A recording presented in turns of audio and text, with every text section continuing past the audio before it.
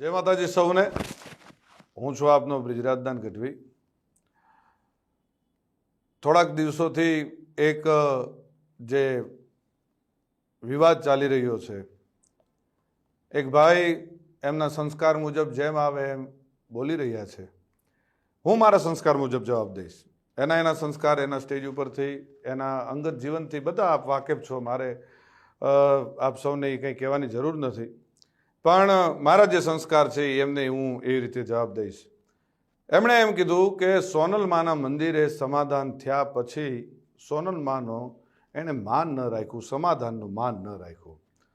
તો પહેલી વાત એક કઈ કરી દઉં કે 2 વર્ષ એ વાતને વીતી ગયા છે। 2 વર્ષમાં કે મારી આટલા વર્ષોની આ કારકિર્દીમાં તમે કોઈ દિવસ ક્યારેય પણ મને ક્યાંય જોયો કોઈ કલાકારને બીજાની સાથે વિવાદમાં કે કોઈ પણ જાતના બીજા વિવાદમાં મને જોયો કોઈએ? કોઈ દિવસ ન બને। હું કોઈ વિવાદમાં ક્યારેય પણ પડવાવાળો માણસ જ નથી। હું આ બધી બાબતથી બહુ પર રહેવાવાળો માણસ છું। આ ભાઈ છે ને એણે ખૂબ મારા ચાળા સમાધાન પછી કર્યા છે, પણ જેટલા સહન થતું હતું ત્યાં સુધી સહન કર્યું છે। પછી સહન થાય એવું નહોતું એટલે જવાબ દેવો ખૂબ જરૂરી હતો અને એને જ દીધો છે। આ પાક્કું હજી કહું છું કે 2025નું એને જ કીધું છે મેં। એમાં હજી હું કહું છું, રિપીટ એન્ડ રિપીટ કહું છું કે એને જ કીધું છે અને એને જે મજા આવે એને એ છૂટ છે। એને બહુ મોરે મોરાનો શોખ છે તો એને છુપા એના એડ્રેસ રાખવા પડે છે, એને છુપી રીતે રહેવું પડે છે। હું જ્યાં રહું છું, જે જગ્યાએ રહું છું, જગ જાહેર રહું છું।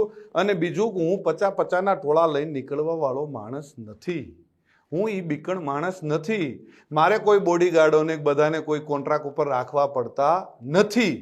આપણે રાખવા પડે છે। આપણે 50 100 જણાને છેલ્લા કાર્યક્રમમાં આપણે 200 જણાને લઈને ગયા હતા, એ ખ્યાલ છે ને?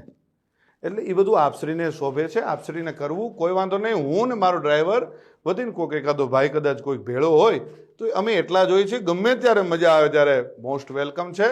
હું ઈશ્વરદાનનું લોહી છું ને મને મારા બાપનું લોહી છું એનું ગર્વ છે। આપને જે હશે આપને મુબારક। આપ શું કહેવાઓ છો અને ગુજરાતના મીડિયામાં આપ શું કહેવાઓ છો એ ખ્યાલ છે। એટલે રાખી સાવંત હું આપને વધારે કાંઈ નહીં કહું। રહી વાત હું જુવાનિયાને બગાડું છું એવું એ આપશ્રીનું કેવું થાય છે, તો પહેલી વાત એ કરી દઉં કે દુનિયા આખીને ખબર છે કે હું દુનિયાને વ્યસન મુક્ત કરાવું છું। હું દુનિયાને સંસ્કારનો સારા કાર્યક્રમોની સારી વાતો કરું છું। આપશ્રી જેવું 302 307 આવું કરાવવાનું કોઈ કાર્ય મારું નથી। ક્યારેય પણ હું કોઈ અશ્લીલતા ઉપર ક્યારેય અશ્લીલ શબ્દ મારા સ્ટેજ ઉપરથી નથી આવ્યો। જે આપના સંસ્કાર મુજબ આપ ખૂબ સરસ રીતે જે આપના સંસ્કાર આપ દેખાડો છો એ મારું ક્યારેય હું કોઈ અશ્લીલ શબ્દ નથી બોલ્યો, કોઈ બેન દીકરી માટે ક્યારેય કોઈ હું ખરાબ વાત નથી કરી। આપને શોભે એ આપ કરો છો, આપને મુબારક। અને મોરે મોરાનો જ્યારે પણ શોખ હોય ત્યારે કોઈ પણ જાતનું મનમાં ન રહી જાય, મનમાં ન રાખતા। વેલકમ છે અને મોસ્ટ વેલકમ છે। મારે તમ તારે કોઈ બીજી આપની સાથે બીજી ચર્ચાઓ નથી કરવી, બીજી વાતો નથી કરવી, પણ મારા ચાહક મિત્રો, મારા બાપુના ચાહક મિત્રો, લાખો કરોડો ચાહક મિત્રોને માઠું લાગ્યું છે। અને આ માત્ર તમે મને એકને નથી કીધું, ચારણ સમાજને કીધું છે। તમે જે શબ્દ વાપર્યા છે મને મારી એક માટે નથી વાપર્યા, ચારણ સમાજ, આખા ચારણ સમાજને તમે સંબોધીને કીધું છે। અને બીજું કે જે આપશ્રીના રોટલા ચાલે છે ને એ કોના થકી ચાલે છે ખ્યાલ છે ને? મારા કે મારા પરિવારનું હું નથી કહેતો, ચારણો થકી ચાલે છે। અને જે આપ પાછળથી જે કંઈ ચારણો માટે કોમેન્ટ કરો છો, જે કંઈ કરો છો, માપે રહેજો, મજા આવશે। બાળકોને બાયું ચડાવવાની કે જુવાનિયાને બાયું ચડાવવાની શીખવાડવાની વાત કરો છો તો એ તમારે ઓલો બાળક જે આવીને બોલે છે એ કોણ? એ કોઈને ખબર પડે? એ સ્ક્રિપ્ટેડ છે આ બધું, એ નથી ખબર પડતી? એ બાળકને તમે સમજાવીને એક ભાઈ તમને આવીને કાનમાં કહી ગયો અને એ છોકરો આવીને તમને કહે, એલા ભાઈ આ બાળકને તમે જિંદગી નથી બગાડતા? અત્યારથી આ બધું શું શીખવાડો છો? ચકલા બાજ નહીં બન જાતા, આ શું છે? શું તમારા સંસ્કારો ખબર પડી જાય છે। એટલે માપે રહ્યો, પાછા વળી જાઓ। અને રહી વાત ડાયરા ઉપરથી કોઈ કોમેન્ટ કરવાની, કોઈ ફિલોસોફી કરવાની, તો એ ખાસ હું કહું છું કે કોઈ પણ જગ્યાએ જાઓ તો કોઈ પણ રીતે કોઈ પણ કોમેન્ટ કર્યા પહેલાં ખૂબ ધ્યાન રાખજો અને કોઈ પણનો ડાયરો બગાડતા નહીં।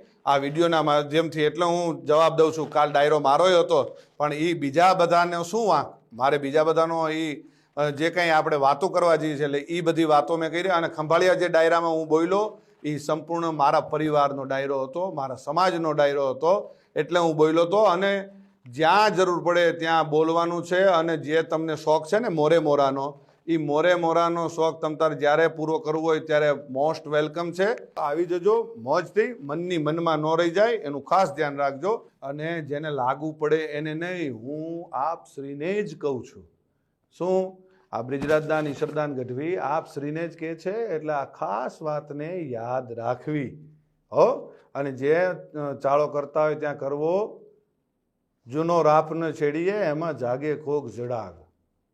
જે રાફડા કદાચ શાંત હોય એમાં હાથ ન નાખવા કે આમાં આપણે, અને ઝેરનું પારખું નકો જોવું હો.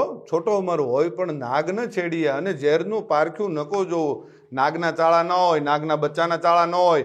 અને હું ઈ માનું સંતાન છું, આ કાયમ યાદ રાખવું કે જેના આપણે નામને આપણે જે દુનિયામાં એના નામના એના ગુણગાન ગાઈએ છીએ ને, એ જ માનું હું સંતાન છું. એટલે કાયમ યાદ રાખવું. અને રહી વાત સિસ્ટમની, તો ભાઈ સિસ્ટમ અમારી શું છે એ આખી દુનિયાને ખબર છે. અને મારા બાપુજી વખતથી અમારી સિસ્ટમ ચાલી આવે છે. આપની સિસ્ટમ અમારામાંથી આવેલી છે, એ ભૂલી ગયા છો આપ? શું સિસ્ટમ? અને અમારી કોપીઓ કરીને તમારે જીવન જીવવું છે. એટલે એ બધી વાતમાં રહેવા દો. અને રહી વાત 2025ની, તો આપશ્રી બોલ્યા હતા કે 2025માં હું કાર્યક્રમો બંધ કરી દઈશ. હું સિલેક્ટેડ એટલે શું? કેવી રીતે તમે સિલેક્ટ કરશો? આનો લેવાનો, આ જ્ઞાતિનો લેવાનો, આ જ્ઞાતિનો પૈસાથી? જ્યાં જઈએ ત્યાં સંબંધો બગાડીને આવીએ છીએ, નથી ખબર? ગમે એને ત્યાં મોઢા બગાડીને આપણે રૂપિયા લઈને સંબંધ બગાડીને આવીએ છીએ, નથી ખ્યાલ? બધી ખ્યાલ છે. બધી ચોખોટું, ઘણી બધી ચોખોટું હું કરું ને તો ઘણી બધી ચોખોટું થાય અને દુનિયા થૂ કરશે. એટલે મહેરબાનીથી શાંતિથી તમે જે કરતા હોય એ કરી ખાવ. અને જેમ બંધમુઠ્ઠી છે, આ જે બંધમુઠ્ઠી છે ને એ જ જમાવટ છે. જો ખુલી જશે તો તમને કોઈ પણ રીતે સહન નહીં થાય. એટલે મહેરબાની કરીને શાંતિથી તમારું જીવન જીવો. અને આપશ્રીની એવી ટેવ છે કે આપણે સવારે બોલીને સાંજે ફરી જઈએ, સાંજે બોલીને સવારે ફરી જઈએ. રોજ આપણે ફરી જવું હોય એ આપશ્રીના ખૂબ સારી રીતે આપના સંસ્કારમાં હશે. અને ખૂબ ફરવું, કાચીડો જેમ રંગ બદલે ને એમ આપણે રંગ બદલીએ છીએ. એ તો આપની માટેની ઘણી બધી કહેવતો છે. આપને રાખી સાવંત કહે છે, આપને કાચીડો કહે છે, આપને શિયાળિયું કહે છે, બધા ઘણા બધા છે. અને જે 18 વર્ષને આપ સાથે લઈને ચાલવાવાળી હમણે જે આ 2025થી આપને જે ભાવ જાગવા માંડ્યો છે, ખબર નથી? મારી માફી માંગ્યા પછી માને મારી માફી, બીજી સમાધાનવાળી વાત મને અત્યારે યાદ આવે છે. સમાધાન? ભાઈ હું સમાધાન કરવા આવ્યો હતો? આપ શ્રી આપના 50 જણાને દોડાવ્યા હતા કે બ્રિજરાજદાનભાઈ યાર જલ્દી સમાધાન કરાવી દો, નકર આમ થઈ જશે ને તેમ થઈ જશે. એટલે એ બધી વાતો બંધ કરો. અને બીજી હજી એક વાત કરી દઉં કે 18 વર્ષને સાથે લઈને આલો છો. કેદી આવેલા તમે? ખબર નથી?